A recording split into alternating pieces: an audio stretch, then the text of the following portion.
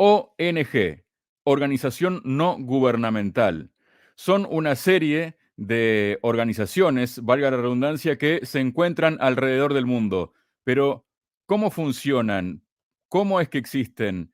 ¿De quiénes dependen? ¿A quiénes responden? Esto es Realpolitik Room. Bienvenidos.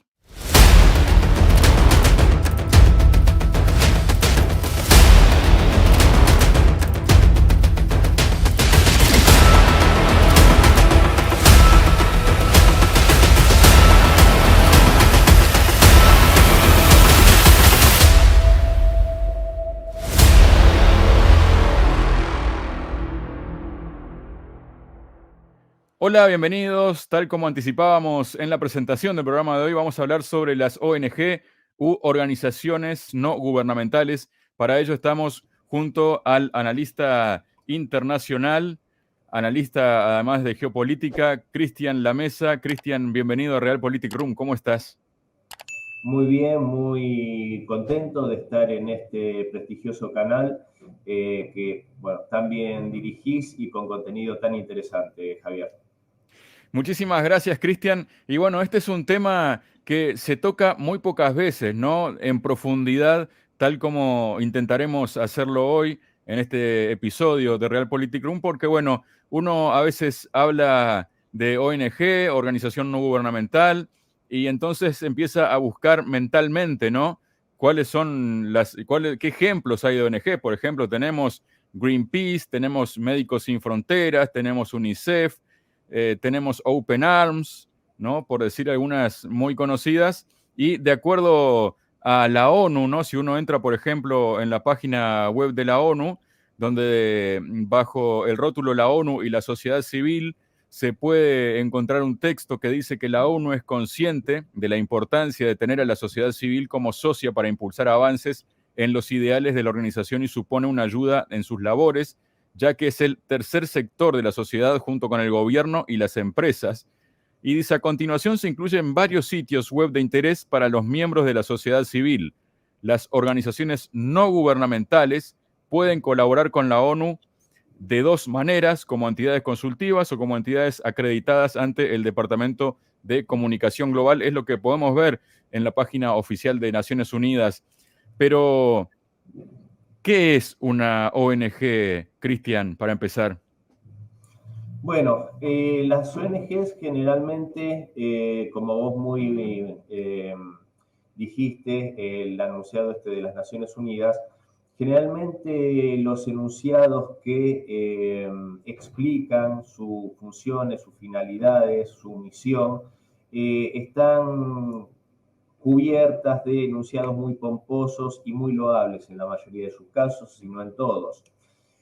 Ahora, lo interesante siempre en estos casos es, por lo menos a mi modo de ver, tratar de bucear en cuál es, por ejemplo, el financiamiento que tienen estas organizaciones y qué representa.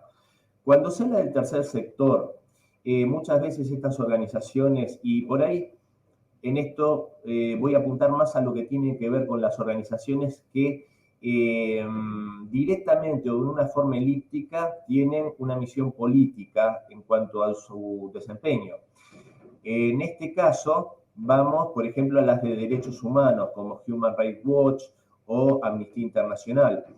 En este caso puntual, estas dos organizaciones no gubernamentales, que evidentemente tienen una función loable, que es la defensa de los derechos humanos, sin embargo, hay que destacar una cosa. Cuando se habla de la representación de la sociedad civil a través de las ONGs, la pregunta es quién ha votado a estas organizaciones, a quién representan, porque muchas veces estas organizaciones hackean o ponen en cuestión a gobiernos cuya representación y legitimidad ha sido dada mediante el voto popular de sus poblaciones. Entonces, nos vemos en la situación en la cual una organización cuya financiación es opaca por lo menos y cuyos directivos, ya nos vamos a profundizar en esto si vos querés, Javier, sus directivos son elegidos de formas bastante opacas también. Entonces, ¿qué grado de representatividad real se les puede otorgar de parte de la sociedad civil, como se enuncia. Para que vos, y con esto cierro, hay una ONG, curiosamente, israelí, que se llama Making NGOs Accountable, hacer que las ONGs rindan cuentas. Esta organización, esta ONG, tiene sede en Jerusalén, y hizo un estudio muy interesante respecto de estas dos ONGs que acabo de nombrar, Human Rights Watch y Amnistía Internacional, las cuales dicen que no reciben aportes de gobiernos y de países. Sin embargo, mediante estos estudios que ha hecho esta ONG, se desprende que reciben a través de, porque este es el tema con estas organizaciones, hay una especie de sistema de matrioshkas, como estas muñecas rusas que van una dentro de la otra, en las cuales reciben financiamiento de organizaciones como puede ser la Open Society de George Soros, que es una organización que es de una fundación privada. Sin embargo, esas organizaciones a su vez están financiadas por ejemplo, la National Enforcement for Democracy, la NED, o la USAID, o directamente el Departamento de Estado de los Estados Unidos.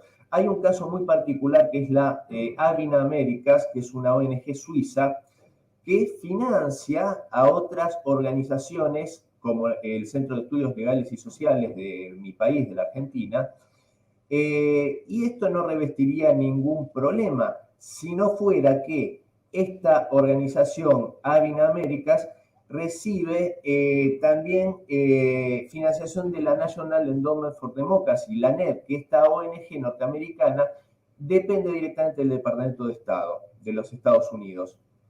También de la oficina brasilera de la USAID. La USAID es otra ONG del gobierno norteamericano que tiene una larga historia en desestabilización de gobiernos a lo largo del planeta, especialmente Latinoamérica.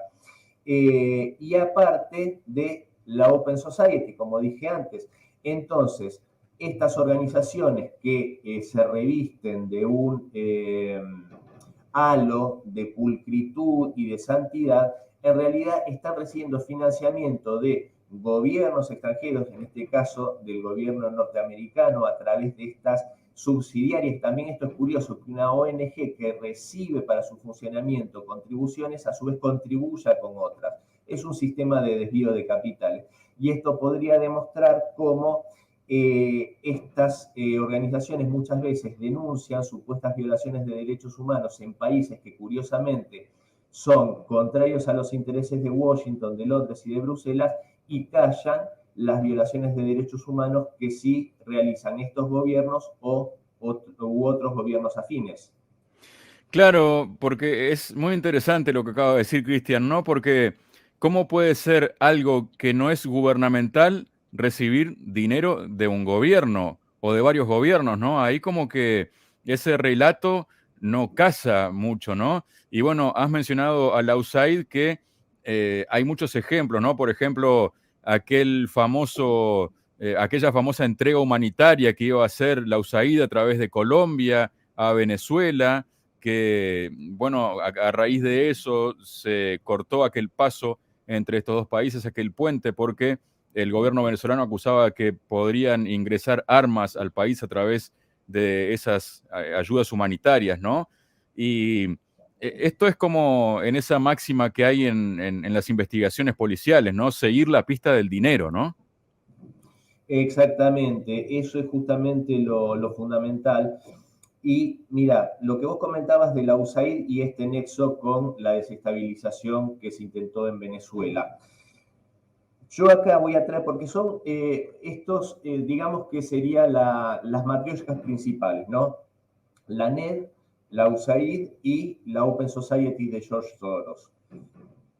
La organización de Soros, desde antes de la caída de la Unión Soviética, fue inaugurando fundaciones en los antiguos, en los países que eran de la órbita soviética, especialmente en Polonia, Checoslovaquia, donde financió las organizaciones como el Sindicato Solidaridad, recordaremos, fue un poco lo que empezó con la desestabilización que condujo finalmente a la caída del bloque soviético, esta organización, este sindicato llevado adelante por Lech Walesa, y estas tres organizaciones trabajaron mancomunadamente en la desestabilización del país soviético.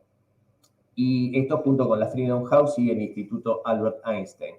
Que esto también es una revisión que también históricamente yo creo que se ha hecho con los años en la Rusia actual sobre cómo también la jerarquía soviética permitió la infiltración de estas organizaciones que terminaron desde adentro corroyendo los cimientos del país.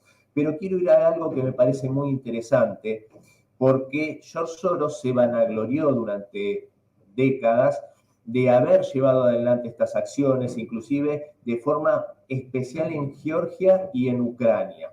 Recordemos lo que pasó con el presidente Mikhail Saakashvili cuando inicia una guerra contra la población civil de Osetia del Sur, ¿no? Que tuvo que ser socorrida por Rusia, esto en 2008.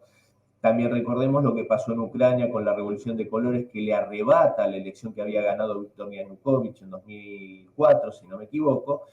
Y en 2010, cuando es imposible quitarle la presidencia y gana nuevamente Yanukovych, pero en este caso asume, y en 2014 se genera el golpe de Estado, el famoso Euromaidán. Y respecto a esto, en una entrevista, porque esto está documentado, en una entrevista que le hace el periodista Fareed Zakaria en la CNN a George Soros, esta entrevista es del 25 de mayo de 2014, recordemos que para esta fecha, para ese 25 de mayo de 2014, ya se había derrocado el gobierno de Viktor Yanukovych, se había hecho el Euromaidán, esas revueltas generadas, financiadas por la Unión Europea y por Estados Unidos y por estas ONG que causaron cientos de muertos. Ya se había iniciado a raíz de esto la guerra civil contra la población del Donbass, que se resistía a ser subyugada por estos grupos neonazis que arrebataron el poder en Kiev. Y ya se había hecho la masacre de la Casa de los Sindicatos el 2 de mayo de ese mismo año, donde se quemaron vivas a más de 50 personas. Ante todo este escenario, George Soros en esta entrevista a la CNN dijo que él se sentía orgulloso del gran protagonismo que habían tenido sus ONGs en la situación actual en Ucrania. O sea, como se dice en el medio jurídico, a confesión de parte, relevo de pruebas. O sea, cómo estas organizaciones no son ni más ni menos que un ariete de los poderes, en este caso de Washington, de Bruselas, de Londres, y de estos multimillonarios que quieren subyugar a los países, derrocar gobiernos que no hacen ni más ni menos que velar por el bienestar y por la soberanía de sus pueblos. Entonces son realmente herramientas políticas que empezaron a suplir de algún modo lo que antes hacía el Departamento de Estado a través de lisa y llanamente golpes de Estado clásicos, duros, a través del ejército.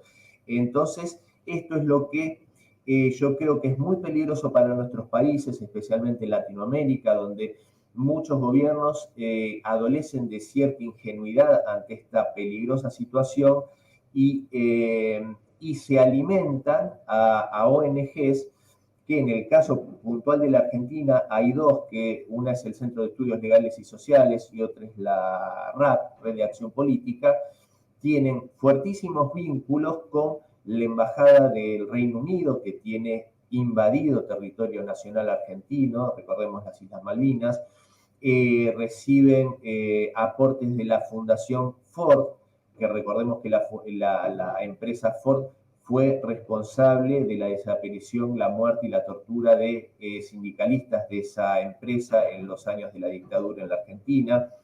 Recibe aportes de, bueno, como dijimos antes, de la ANED, de la USAID, de la Fundación Rockefeller para Estudios Latinoamericanos. Y estas organizaciones tienen una prevalencia importantísima directamente en la política argentina. La Red de Acción Política, liderada por el empresario Alan Clutterbuck, tiene una red de políticos rap, que así se lo llama, de todos los signos. Ahí hay de la derecha, que puede ser el partido PRO de Mauricio Macri, del peronismo, del socialismo, gobernadores, de todos los signos. A ellos lo financian con ese eufemismo de viajes de posgrados, de cursos, todos ellos curiosamente a países de Europa Occidental, de Estados Unidos, en las universidades que sabemos que en definitiva son think tanks de Occidente. Entonces, a todos estos políticos que son financiados por estas organizaciones y responden supuestamente a diferentes partidos políticos, a la postre terminan defendiendo los mismos intereses, que son los de las empresas multinacionales y multimillonarias del sector bancario, del sector ganadero, del sector agropecuario, que financian esta ONG y a sus gastos millonarios en estos cursos. Y por el lado del CELS, y con esto cierro, estimado Javier, el Centro de Estudios Legales y Sociales, que fue presidido casi eternamente por Horacio Verbitsky durante 21 años, esta ONG defensora supuestamente de los derechos humanos, tiene financiación de la Embajada y del Foreign Office británico a través de la Open Society, tiene financiación de la ANED. La ANED, digamos que tiene aparte 4 redes de financiación, o sea, 4 mangueras por las que mandan el dinero. Una depende del Partido Demócrata de Estados Unidos, otra del Partido Republicano, otro hacia sindicatos de todo el mundo a través de la Organización Sindical de Estados Unidos y otra a través de la Cámara de Comercio norteamericana a empresas privadas. Cubren todos los flancos. Entonces, esta organización financia al CELS y para cerrar, a mí me viene a la mente un momento fundamental que fue cuando se discutió la llamada ley de inteligencia en mi país, en Argentina. Y uno de los principales consejeros y redactores de la misma, a quien le pidieron asesoramiento y consejo, fue Horacio Verbitsky, alguien financiado por potencias extranjeras, una de ellas invasora del territorio nacional. Entonces, esto es cuando uno dice, piensa, analiza y conjetura que generalmente, siguiendo la ruta del dinero, uno va a ver realmente a qué intereses responde cada uno. Y esto después, si vos querés, podemos profundizar en el remedio o la forma de conjurar este peligro, que fue lo que hizo Rusia y lo que hicieron otros países, y por eso mismo también fueron demonizados. Aprovecho justamente, has dicho nuevamente cosas muy interesantes, Cristian, y que van quedando, ¿no? Dicho de otra forma, es como que estas organizaciones lo que hacen es, tú mencionaste, ¿no? Como una punta de ariete, una punta de lanza, ¿no?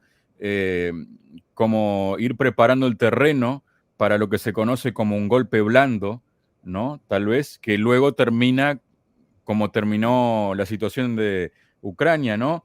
Y también por lo que explicas, es como que los principales poderes occidentales ponen, como si fuera esto una ruleta de un casino, ¿no? Ponen fichas casi como que en todos los números, ¿no? O sea, caiga donde caiga la bolilla, va a haber premio, por decirlo de algún modo, ¿no?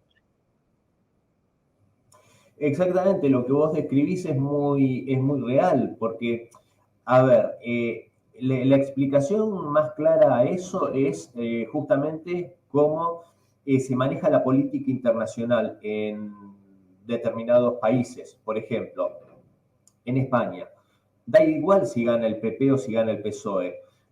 ¿Para quién da igual? Para las corporaciones. Para las corporaciones, para los que buscan un poder global financiero que termine manejando el mundo y cada vez se debilite más los estados-nación. Entonces, para estos poderes, si la política internacional no varía, les digo a quién gane. Es lo que pasa, decía yo, en España, donde ambos sectores, más allá de divergencias o peleas en lo nacional, en lo interno, en lo internacional van a seguir los mismos lineamientos como se ve ahora con un supuestamente socialista Pedro Sánchez, que es totalmente otanista, atlantista y guerrerista, apoyando justamente los dictámenes de Washington. Así tantos otros países. Esto lo vemos en Estados Unidos con la política de demócratas y republicanos. da igual quién gane, a los efectos prácticos del poder del complejo militar industrial y el interés de las corporaciones. Con la única anomalía que tuvimos, que fue la presidencia de Donald Trump. ¿Por qué digo anomalía? Porque fue el único presidente norteamericano que no inició guerra propia, que le dio la espalda al complejo militar industrial y que inclusive buscó quitarle financiamiento a la OTAN. Obviamente por eso, a mi modo de ver, humildemente, sufrió un fraude de proporciones bíblicas en el año en que supuestamente pierde las elecciones con Joe Biden, un guerrerista y sirviente del complejo militar industrial. Y así podemos ver el caso de Chile y tantos otros casos en los cuales aparentemente estos gobiernos de izquierda progresistas, ante el caso puntual de la guerra de la OTAN contra Rusia en Ucrania, se alinean como soldados atrás de lo que dice Washington, sin parecer entender cómo esta situación bélica que se está viviendo hoy en Ucrania no es de ahora, sino que es fruto de un golpe de Estado de hace 8 años e inclusive, como veíamos hace unos minutos, inclusive de mucho más atrás, cuando a través de una revolución de colores le quitan el triunfo que había tenido Víctor Yanukovych en 2004. A esta situación es a lo que el presidente Vladimir Putin en Rusia puntualmente intentó ponerle coto y le puso coto en noviembre, el 21 de noviembre de 2012, cuando se promulga la ley de agentes extranjeros. Esta ley lo que hacía era ni más ni menos que a las ONG que recibían financiamiento desde el extranjero, que tuviesen que decirlo en cualquier declaración, en cualquier participación, esto únicamente para ONGs que tuvieran participación política, que tuvieran una labor política de cara a la sociedad. Pusieron obviamente el grito en el cielo. ¿Por qué? Si reciben financiamiento extranjero, ¿por qué no decirlo? ¿No quieren que la gente sepa cuáles son los intereses que representan o quiénes lo financian? Es no jugar limpio. Yo recibo dinero de alguien, pero parecería que es vergonzante o quiero ocultarlo para que la gente no lo sepa. Bueno, lo que hizo el presidente Putin fue ni más ni menos que decir, pueden hablar, pueden decir lo que quieran, pero tienen que blanquear y decir quiénes lo financian y tienen que figurar como agentes extranjeros. Fue denunciado esto como una violación a la libertad de expresión y tantas otras cosas, cuando a mí me parece que es ni más ni menos que hacer que no se le mienta a la sociedad. Y esto se profundizó después en mayo de 2015, cuando se prohibió la financiación a ONGs locales en Rusia por parte de organizaciones que fueran consideradas un peligro para la estabilidad o para la institucionalidad y la constitución rusa.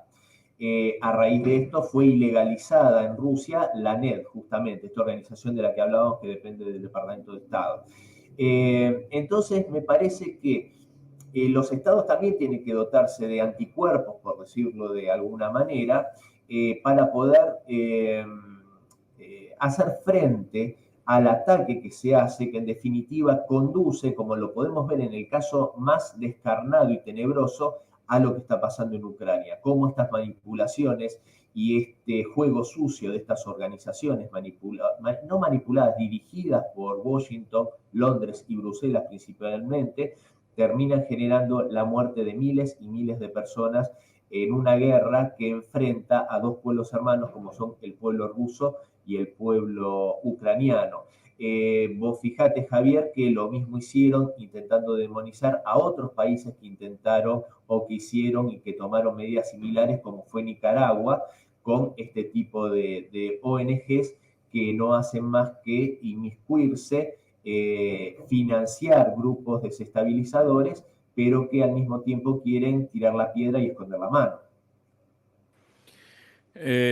Cristian, bueno, por lo que acabas de decir, da la impresión que a lo que en general mucha gente en el mundo, y de acuerdo a la manipulación que ha podido llegar a ejercer determinadas ONGs o determinados gobiernos, la solución vendría a llegar desde un presidente del cual no se piensa bien, pero que en realidad es un presidente que ha demostrado la defensa del Estado, ¿no?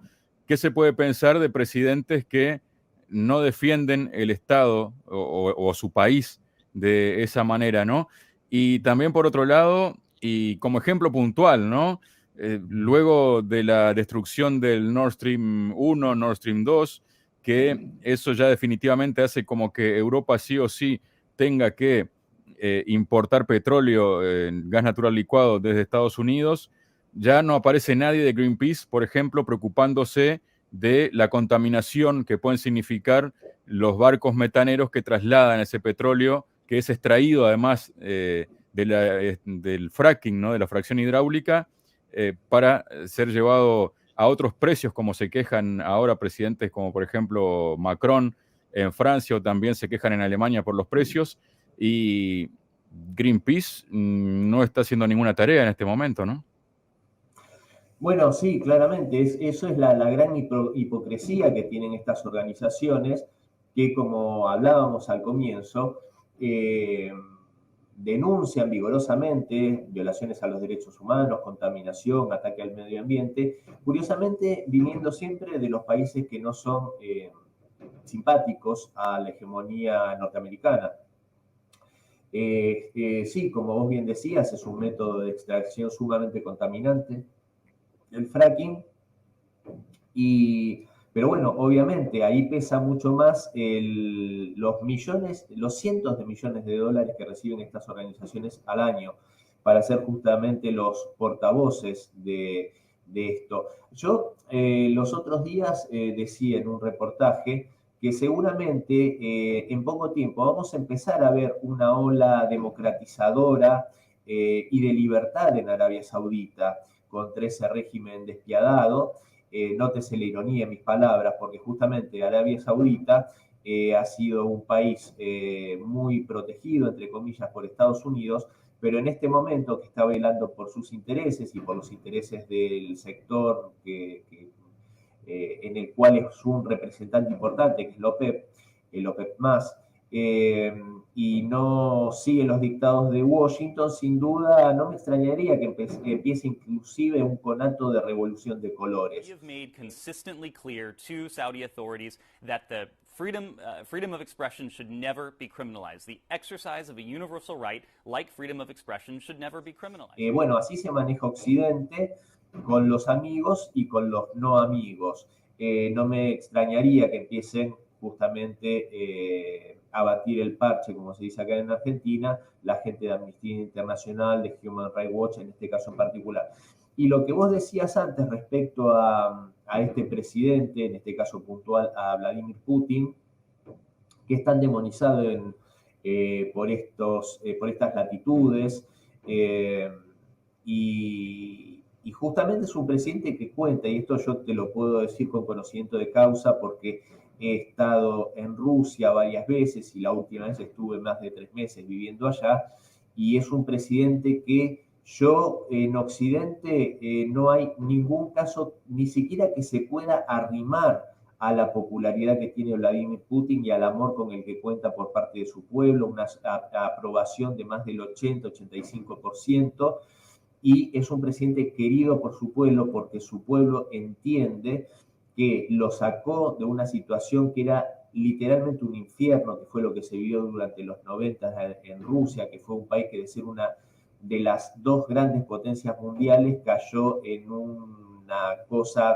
pero ni tercermundista, diría yo.